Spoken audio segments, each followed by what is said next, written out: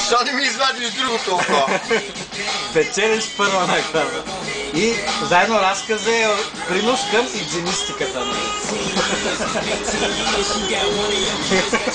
Факултета по идзинистика.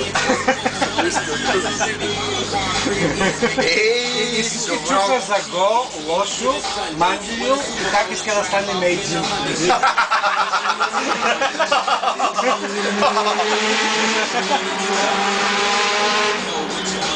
Трябва да се запише реакцията на прототипа. Реакцията е добра. Умни момчета. Да. И се спомена Българска го асоциация, благодари на мене, на него. Всичко ръкопляскаха хората, да. Аз съм на път да го преведа на китайски. Ти го преведи на руски. На руски. На руски лесно, на руски ще ти го разкажа. Аха. Ай, лесно. Но вече почва да сесва по света. Са направим и филм. Ама аз имам втора серия. Колкото серии, комерциален ефект ще има. Един голям филм ще направиш. Няма лошо, нали? Няма лошо. Няма лошо. Аз завърти малко тък към мене са. Дръж. Само дръж.